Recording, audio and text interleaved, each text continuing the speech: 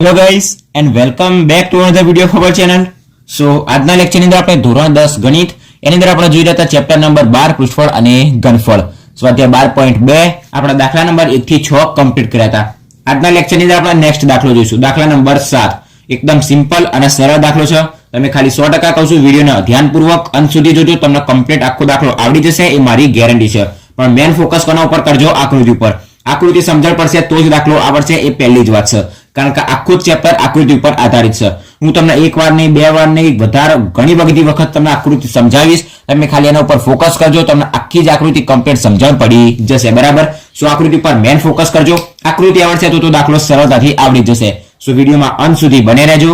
વિડીયોને લાઈક અને શેર જરૂરથી કરજો, અને જો ચેનલ પર નવા હોય તો ચેનલને સબસ્ક્રાઇબ પણ જરૂરથી કરી દેજો. સો આપણે સ્ટાર્ટ કરીએ દાખલા નંબર 7. પહેલા નંબરની અંદર આપણે વાંચીએ એની રકમ. જેની અંદર આપણને આપેલું છે કે 60 સેન્ટીમીટર ત્રિજ્યાવાળા અર્ધગોળક પર સ્થિત લંબવૃત્તીય શંકુની ઊંચાઈ પણ આપેલ છે 120 સેન્ટીમીટર. શું આપેલું છે? 60 સેન્ટીમીટર ત્રિજ્યાવાળો અર્ધગોળક છે અને એની ઉપર એક શંકુ આપેલું છે, અને શંકુની ઊંચાઈ આપણને આપેલી છે કે 120 સેન્ટીમીટર, અને શંકુની ત્રિજ્યા આપણને આપેલી છે 60 સેન્ટીમીટર.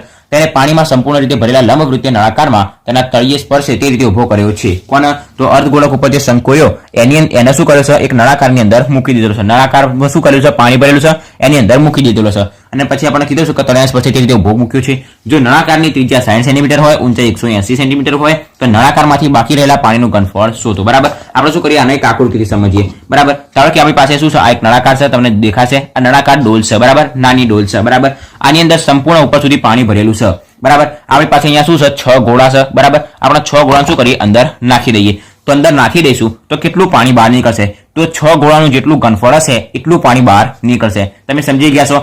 આના નળાકારની અંદર ટોટલ છેક ઉપર સુધી પાણી ભરેલું છે. બરાબર? આપણા 6 ગોળા એ પાણીની અંદર નાખી, એટલે આ નળાકારની અંદર આખા નાખી દઈએ તો કેટલું પાણી બહાર નીકળશે? આ 6 ગોળા જે રહ્યા, 6 ગોળા અથવા તો 6 દડા જે રહ્યા, એનું જેટલું ઘનફળ હશે એટલા ઘનફળ જેટલું પાણી શું કરશે? બહાર નીકળી જશે. બરાબર? તો આપણને એ જ આપેલું છે. બરાબર? આપણે આકૃતિથી સમજીએ, આપણે સરળતાથી ખબર પડી જશે. આપણે આની અંદર શું કરી શકાય? 6 ગોળાનું ઘનફળ, એક ગોળાનું ઘનફળ 4/3 પાઈ r ઘન, એટલે 6 ગોળાનું ઘનફળ શું થશે? 6 × 4/3 પાઈ r ઘન. બરાબર? તો આપણે એનું ઘનફળ શોધવાનું. આખા નળાકારના ઘનફળમાંથી એની અંદર પાણી કેટલું હશે? જેટલું નળાકારનું ઘનફળ હશે એટલું જ એની અંદર પાણી હશે. તો આપણે નળાકારનું ઘનફળ શોધવાનું. એની અંદર આથી આ જે 6 ગોળા રહ્યા એનું ઘનફળ બાદ કરી દેવાનું, તો એની અંદર એટલું પાણી બચ્યું હશે. કમ્પ્લીટ. તો આપણે શું કરીએ? દાખલા નંબર 7 ની આકૃતિ દોરીએ, સ્ટેપ બાય સ્ટેપ દોરીએ. પહેલા નંબરની અંદર આપણને શું આપશે? કે 60 સેન્ટીમીટર ત્રિજ્યાવાળા અર્ધગોળક પર. તો 60 સેન્ટીમીટર ત્રિજ્યાવાળો શું છે? આપણી પાસે એક અર્ધગોળક છે. તો આપણે દોરીએ એક અર્ધગોળક.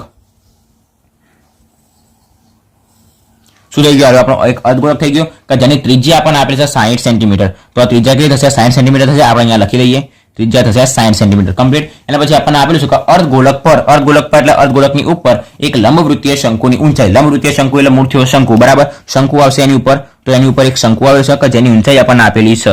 તો આ શું થઈ ગયો? અર્ધગોળાની ઉપર એક શંકુ થઈ ગયો, અને શંકુની ઊંચાઈ આપણને આપેલી છે કે 120 સેન્ટીમીટર. તો અહીંયાથી આપણે શું થશે? આ h જે શું કહેવાય? શંકુની ઊંચાઈ જે આપણને આપે છે 120 સેન્ટીમીટર. કમ્પ્લીટ. 120 શંકુની ઊંચાઈ. બરાબર? એના પછી આપણને આપે છે કે ત્રિજ્યા 60, મતલબ શંકુની ત્રિજ્યા પણ કઈ થશે? આ થશે જે 60 આપેલી છે. બરાબર? તો અર્ધગોળો અને શંકુ બંનેની ત્રિજ્યા કેટલી છે? 60 આપણને સમાન આપેલી છે. એના પછી આપણને આપેલું છે કે તેને પાણીથી સંપૂર્ણ ભરેલા નળાકારની અંદર મૂકવામાં આવે છે. આપણે અલગથી સમજીએ. બરાબર? ધારો કે આપણી પાસે શું છે? એક નળાકાર છે.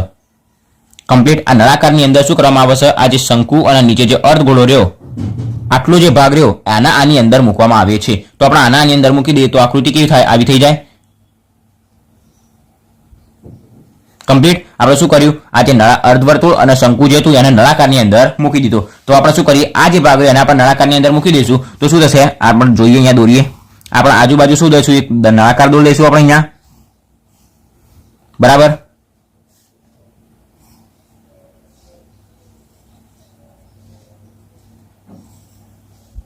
કમ્પ્લીટ. આપણે નળાકારના પેનથી દોરીએ.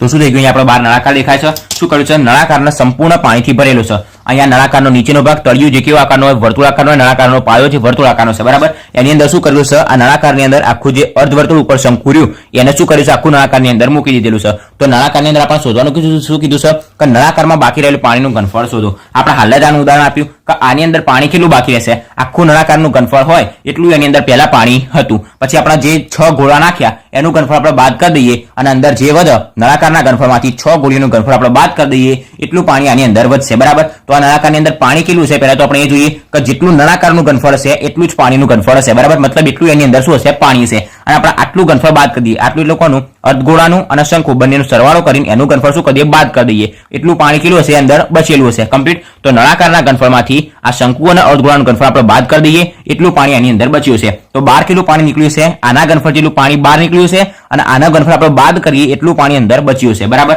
તો ફરીથી કહી દઉં, પહેલા નંબરની અંદર આપણે શું કરીશું?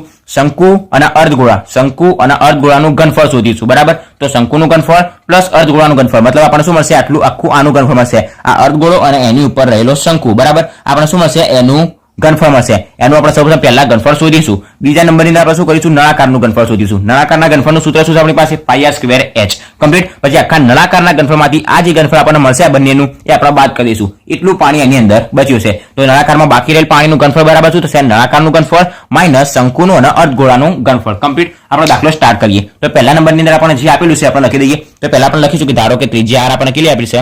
ધારો કે ત્રિજ્યા આપણને r બરાબર આપેલી છે 60 સેન્ટીમીટર, 60 સેન્ટીમીટર, જે શંકુ અને અર્ધગોળા બંને માટેની આપેલી છે. અને બીજા નંબરમાં આપણને શું આપેલું છે? શંકુની ઊંચાઈ આપેલી છે.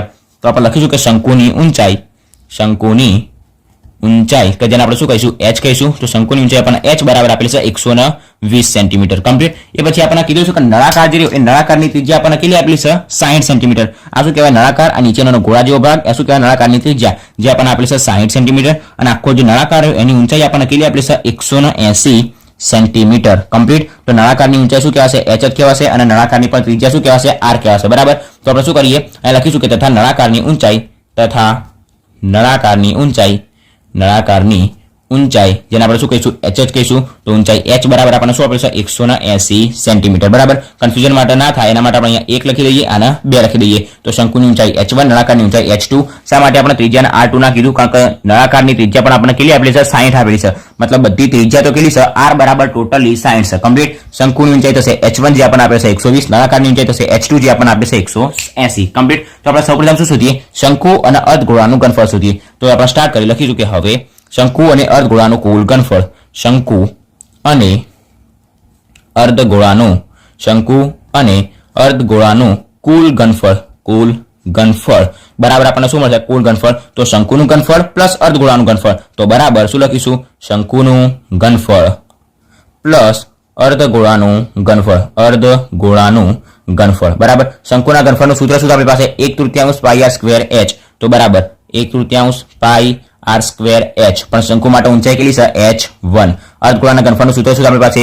2/3 πr². તો 2/3 πr², બરાબર. r ની કિંમત બધા સેમ જ છે. આપણે શું કરીએ? આમાંથી કોમન નીકળતા તો કોમન નીકાળીએ. તો સૌ તમે શું કોમન નીકળશે? 1/3 કોમન નીકળશે. બંનેની અંદર પાઈ છે, બંનેની r² કોમન નીકળશે, કમ્પ્લીટ. અહીંયાથી r² કેવી રીતના કોમન કાઢવા, પછી 1/3 કેવી રીતના કોમન કાઢવા બધું જ આપણે શીખવાડેલું છે, બરાબર. અહીંયા શું વધશે? h1 વધશે, પ્લસ અહીંયાથી 2 વધશે અને 1 વધશે r, કમ્પ્લીટ. તો અંદર શું વધશે? 2r. ફરીથી એક વખત સમજાવી દઉં. આપણી પાસે શું છે? અહીંયા આપણે જોઈ શકીએ r ઘન કે જેને આપણે કેટલા લખી શકાય?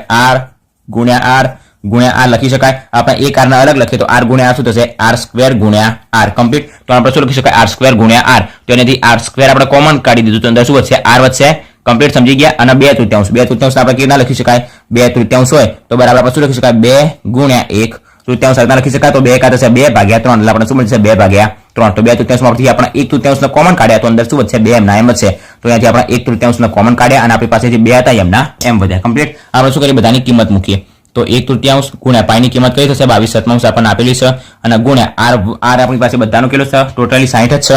તો 60 ગુણ્યા 60, કમ્પ્લીટ. બીજા નંબરમાં અહીંયા શું આવશે? h1 જે આપણી પાસે છે 120 પ્લસ 2 ટાઈમ r. તો 2 અને r ની કિંમત છે 60, કમ્પ્લીટ. તો બરાબર અહીંયાથી આપણે છેદ ઉડાવીએ તો શું થશે? 20 તરી 60. તો 3 અને 3 કેન્સલ થઈ જશે. તો અહીંયા આપણી પાસે શું વધશે? 22 ગુણ્યા 20 ગુણ્યા 60 અને નીચે શું વધશે? આપણી પાસે 7 વધશે. તો સૌપ્રથમ શું કરીએ? 22 દૂર થશે 44. તો 44 અને આ જે 20 ની શૂન્ય રહી એમના એમ, કમ્પ્લીટ. અને ગુણ્યા આપણી પાસે વધશે અહીંયા 60, નીચે વધશે 7, કમ્પ્લીટ. શું કરીએ? આપણે 22 ગુણ્યા 20 કર્યા જે આપણે કેટલા મળ્યા? 440 ગુણ્યા 60 હાર્યા એમના એમ અને નીચેના 7 પણ એમના એમ, કમ્પ્લીટ. તો આપણે શું કરીશું? 120 પ્લસ અહીંયા શું થશે? 60 ગુણ્યા 2 6 દુ 12 120 થશે, કમ્પ્લીટ. 60 ગુણ્યા 2 શું થશે 120 તો આપણે કરીએ બરાબર અહીંયા શું થશે 440 ગુણ્યા 60 આપણે એમના એમ રાખીએ અને નીચે શું થશે આપણી પાસે 7 અને ગુણ્યા અહીંયા શું થશે 120 પ્લસ 120 એટલે શું થશે 240 અને આના જોડે ગુણાકારમાં છે તો ગુણ્યા શું થશે 240 કમ્પ્લીટ આપણે શું કરીએ આ ત્રણેયનો ગુણાકાર કરીએ 440 ગુણ્યા 60 ગુણ્યા 240 આપણે એવું ના કરવું તો શું કરવાનું 44 ગુણ્યા 6 ગુણ્યા 24 કરવાના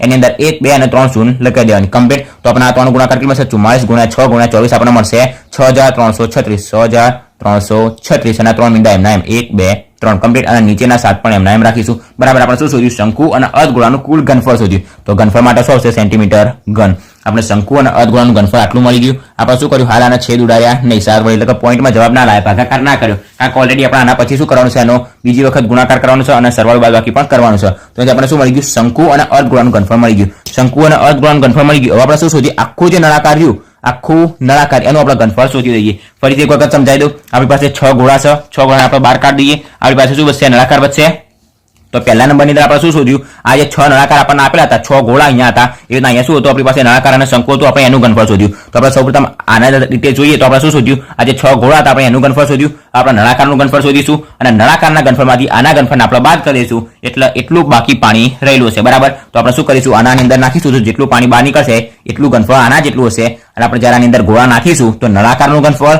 માઇનસ આ ગોળાનું ઘનફળ એટલે બાકી રહેલા પાણીનું ઘનફળ આપણને મળી જશે કમ્પ્લીટ તો આપણે શું કરીએ આ નળાકારનું ઘનફળ શોધી દઈએ આપણે લખીશું કે હવે નળાકારનું ઘનફળ બરાબર આપણી પાસે સૂત્ર શું છે પાઈ r સ્ક્વેર h અને નળાકારની માટેનું ઊંચાઈ કેટલી હતી RH2 બરાબર તો H2 એમના હવે પાઈની કિંમત કેટલી છે આપણી પાસે 22 7 r બધા માટે ફિક્સ હતો 60 તો 60 ગુણ્યા 60 અને આપણને H2 જે નળાકાર એની ઊંચાઈ આપણને કેટલી આપી હતી 180 કમ્પ્લીટ આપણે શું કરીએ 22 ગુણ્યા 60 ગુણ્યા 60 અને ગુણ્યા 180 કરીએ મતલબ ઉપર જે ચાર પદ આપેલા રહે આપણે શું કરીએ એનો ગુણાકાર કરીએ તો શું થશે આપણને ગુણાકાર શું મળશે ઉપરના પદનો 1,42,56,000 શું મળશે ઉપરના પદનો ગુણાકાર કે જેને આપણે સૌપ્રથમ શું કરીશું 6 ગુણ્યા 6 એટલે 36 થશે 36 ગુણ્યા 22 કરીશું અને એના ગુણ્યા આપણે કરીશું 18 એના પછી 1 2 અને 3 શૂન્ય આપણે એમના એમ મૂકી દઈશું કમ્પ્લીટ તો આપણે શું મળશે એનો ગુણાકાર 1,42,56,000 બરાબર 1,42,00,000 નું આપણે કઈ કામ નથી ખાલી આપણે સંખ્યા લખવાથી કામ છે નીચેના 7 નું એમના એમ બરાબર શું મળી ગયું આપણે નળાકારનું ઘનફળ કે જેને આપણે લખી દઈશું સેન્ટીમીટર ઘન કમ્પ્લીટ આપણને ખબર છે આપણને શોધવાનું શું છે તો નળાકારમાં બાકી રહેલા પાણીનું ઘનફળ તો આપણે શું કરીશું નળાકારમાં બાકી રહેલા પાણીનું ઘનફળ બરાબર નળાકારનું ઘનફળ માઇનસ શંકુ અને અર્ધગોળાનું કુલ ઘનફળ સમજણ પડી ગઈ આપણે શા માટે નળાકારમાંથી આના બાદ કર્યું કારણ કે નળાકારની અંદર પાણી ભરેલું હતું મોટામાંથી હંમેશા નાનું બાદ થાય નળાકાર મોટું હતું આની અંદર આ નાનું હતું બરાબર તો નળાકારનું ઘનફળ માઇનસ શંકુ અને અર્ધગોળાનું ઘનફળ તો બરાબર આપણને શું મળશે નળાકારમાં બાકી રહેલા પાણીનું ઘનફળ ફરીથી એક વખત સમજાવી દો કે નળાકારની અંદર કેટલું પાણી બહાર રહ્યું છે નળાકાર આખો ભરેલો હતો એનાથી આપણે શંકુ અને અર્ધગોળા એની અંદર નાખ્યો તો કેટલું પાણી બહાર નીકળ્યું છે આના ઘનફળ જેટલું પાણી બહાર નીકળ્યું છે તો આનું ઘનફળ જેટલું પાણી બહાર નીકળી ગયું એટલે આને શું કરી દઈએ આપણે બાદ કરી દઈએ તો વધેલું પાણીનું ઘનફળ આપણને મળી જશે કમ્પ્લીટ એકદમ સિમ્પલ દાખલો છે બરાબર હવે આપણે સ્ટાર્ટ કરીશું તો આપણે લખીશું કે હવે નળાકારમાં બાકી રહેલા પાણીનું ઘનફળ નળાકારમાં બાકી રહેલા પાણીનું ઘનફળ બરાબર આપણે તમને કહી દીધું કે કેવી રીતના લખવાનું તો બરાબર શું થશે નળાકારનું ઘનફળ માઇનસ શું કરીશું શંકુ અને અર્ધગોળાનું કુલ ઘનફળ માઇનસ શંકુ અને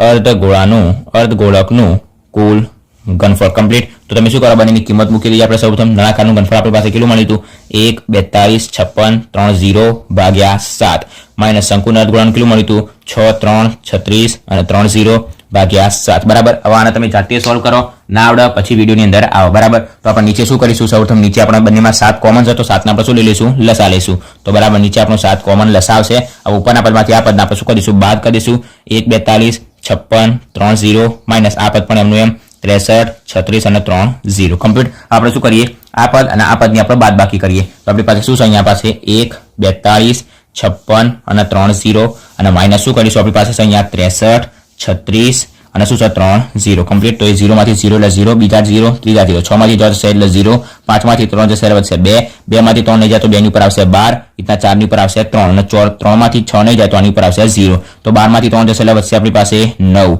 3 માંથી 6 નહીં જાય એટલે 3 ની ઉપર શું આવશે આપણી પાસે 13 અને 13 માંથી 6 જશે એટલે આપણી પાસે શું વધશે 7 તો આપણને જવાબ શું મળશે 792 અને 4 0 તો બરાબર આપણને ઉપર શું મળશે બંનેની બાદબાકી શોધી 7 9 2 અને 4 0 કમ્પ્લીટ અને નીચેના 7 આપણી પાસે એમના એમ કમ્પ્લીટ શું કર્યું આપણે નીચે 7 લસા લીધો ઉપરનાની બાદબાકી કરી જે આપણને કેટલી મળી અહીંયાથી 79,20,000 કમ્પ્લીટ અને નીચેના 7 એમના એમ તો બરાબર હવે આપણે શું કરીશું આના ભાગ્યા આ કરીશું એટલે આપણને જવાબ શું મળશે અહીંયાથી 11,31,428.57 સેન્ટીમીટર ઘન કમ્પ્લીટ આપણે શું મળ્યું ભાગાકાર મળ્યો કમ્પ્લીટ તો આના ભાગે આપણે 7 કરીશું એટલે આપણને શું મળશે આટલો આપણને જવાબ મળશે સેન્ટીમીટર ઘન તો આ શું મળ્યું આપણને કોનું ઘનફળ મળ્યું નળાકારની અંદર બાકી રહેલા પાણીનું ઘનફળ સેન્ટીમીટર ઘનમાં મળ્યું બરાબર હવે જો આપણે આના મીટર ઘનમાં ફેરવવું હોય તો આપણે શું કરી શકાય બરાબર આ પદ આપણે એમને એમ રાખીએ આપણે જોઈએ છીએ માત્ર એમને એમ માટે દાખલો અહીંયા કમ્પ્લીટ થઈ ગયો આ શું આવી ગયો આપણો જવાબ આવી ગયો આપણે પહેલા લેક્ચરની અંદર કીધું હતું કે સેન્ટીમીટર ઘનમાંથી મીટર ઘનમાં જવું હોય તો શું કરવું આપણે 10 લાખ વડે ભાગવું પડે તો આપણે ભાગ્યા શું કરીશું 10 લાખ કરીશું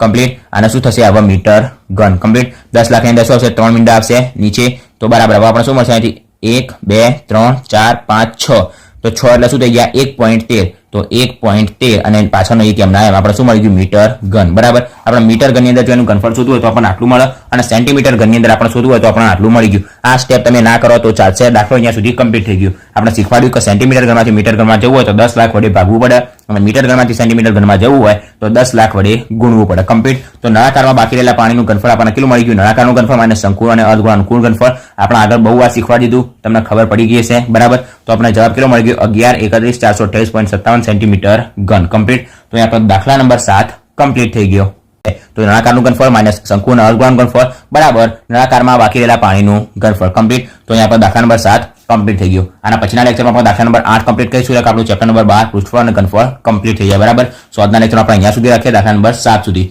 જો વિડીયો ગમ્યો હોય તો વિડીયોને લાઈક અને શેર જરૂરથી કરજો અને જો ચેનલ પર નવા હોય તો ચેનલને સબસ્ક્રાઇબ જરૂરથી કરજો થેન્ક્સ ફોર વોચિંગ ગાઈઝ